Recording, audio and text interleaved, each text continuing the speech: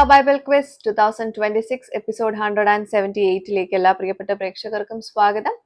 Bible portion പറയുന്നു യെശയ്യാവ് 30 മുതൽ 33 വരെ, ഫിലിപ്പിയർ 4-ാം അധ്യായം. ഇതിൽ നിന്നാണ് ക്വസ്റ്റ്യൻസ് ചോദിക്കുന്നത് കേട്ടോ.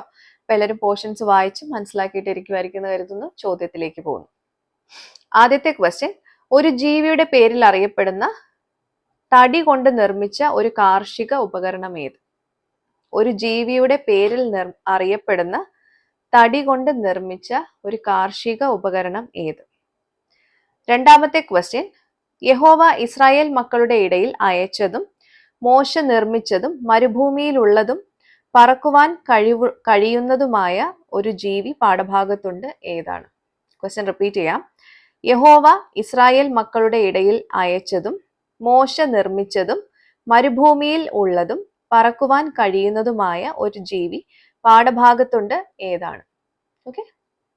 മൂന്നാമത്തെ ക്വസ്റ്റ്യൻ, വൃക്ഷമല്ല എങ്കിലും ഇല പൊഴിക്കുവാൻ ഇവയ്ക്ക് കഴിവുണ്ട്.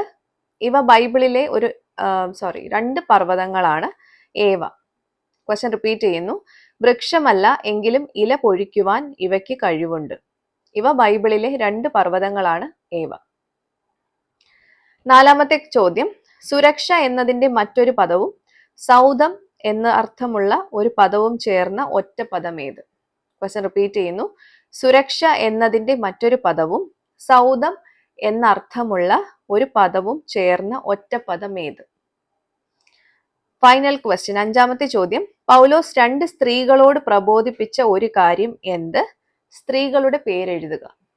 ക്വസ്റ്റ്യൻ റിപ്പീറ്റ് ചെയ്യാം.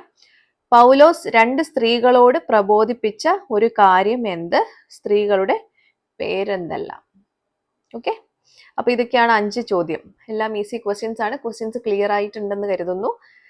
അപ്പൊ നിങ്ങൾ ചെയ്യേണ്ടത് താഴെ കാണുന്ന വാട്സപ്പ് നമ്പറിലേക്ക് നിങ്ങളുടെ ഉത്തരങ്ങൾ അയക്കുക. ശരിയായിട്ടുള്ള ഉത്തരം നാളെ റിവീൽ ചെയ്യുന്നതായിരിക്കും. അപ്പൊ ശരി ഉത്തരങ്ങളുമായിട്ട് നാളെ മറ്റൊരു വീഡിയോയിലൂടെ നമുക്ക് വീണ്ടും കാണാം. Till then, it's me, Angel, signing off. Bye and take care.